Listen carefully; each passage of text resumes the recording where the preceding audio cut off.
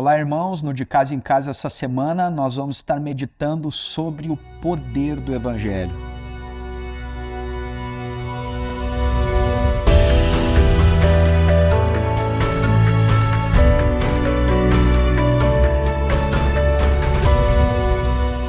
Nós queremos começar a nossa conversa dessa semana refletindo sobre o que é o Evangelho. O Evangelho é diferente de qualquer outra informação transmitida no universo.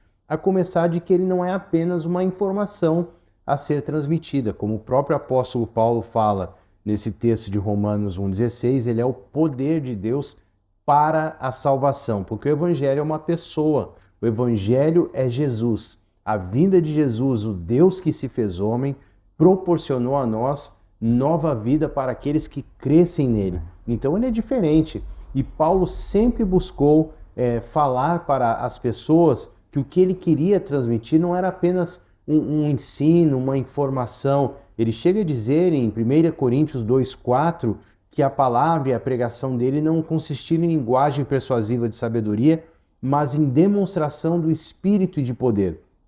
Porque aonde Jesus chega com o Evangelho, há transformação, há mudança. Quando Jesus entra em cena, nós somos transformados. Isso aconteceu com todos nós que nascemos de novo. Nós sabemos disso. Assim como o calendário é contado como antes e depois de Cristo, a nossa vida também é contada assim, por causa do poder do Evangelho. E hoje, especificamente, nós queremos meditar sobre 3 verdades a respeito do Evangelho. A primeira verdade que nós queremos transmitir é que a mensagem é maior do que o mensageiro. Paulo chega a dizer em Filipenses 1,27 que nós devemos andar de modo digno do Evangelho.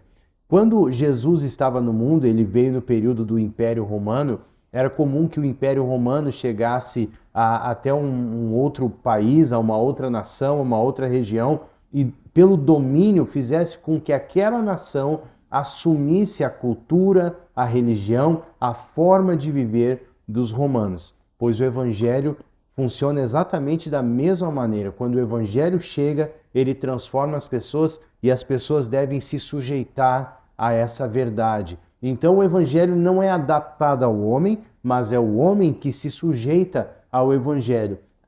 E não em vão o Senhor diz que aquele que quer ir após ele, a si mesmo se nega, ou seja, essa velha maneira de viver, independente de Deus, de qualquer jeito, tome a sua cruz e siga-me, Jesus diz. O que é tomar a cruz? Nós falamos tanto. É simplesmente reconhecer que nós precisamos crucificar tudo aquilo que vai contra o Evangelho. Amém. E a segunda verdade é que o Evangelho é um poder transformador. Jesus falou lá em João 6,63 que as suas palavras são espírito e são vida. As palavras sempre carregam consigo um pouco de quem as proferiu. Assim, por exemplo, alguém que é alegre transmite alegria. Alguém que tem gratidão acaba comunicando gratidão. As próprias palavras de Jesus carregam consigo seu espírito e vida. Quando Paulo fala a respeito do poder, que o Evangelho é o poder de Deus, esse poder é a mesma palavra que usamos para dinamite. Ou seja, quando essa palavra penetra no coração, o Espírito de Jesus atua junto, quebrando cadeias, destruindo fortalezas, rompendo prisões, trazendo salvação. As dinamites, elas são usadas para destruir rochas ou areia fofa? Não há nada que o poder do Evangelho não possa fazer, porque o Evangelho é o poder de Deus e Deus é onipotente. Assim foi também com a minha vida, que era um caso que causava desesperança. Eu tinha problema com drogas e com crack, até que esse Evangelho de poder chegou na minha vida e me transformou.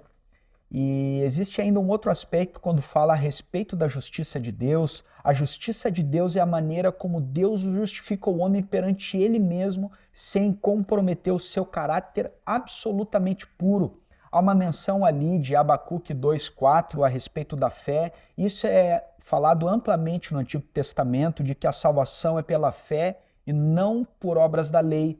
Assim, no Antigo Testamento, eles eram salvos mediante a fé no Messias que haveria de vir. nós somos salvos pela fé no Messias que já veio, mas o ponto central da salvação é Cristo.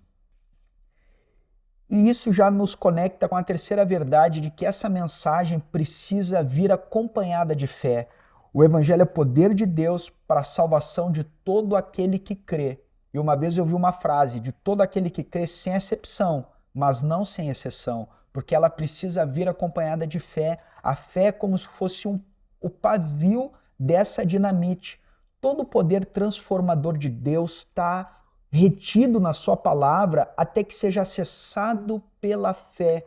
E quando é acessado por um coração em fé que crê na obra consumada de Jesus, essa explosão de salvação acontece no nosso coração. E por fim, Paulo nos fala a respeito de que essa fé que nos justifica, ela também nos santifica.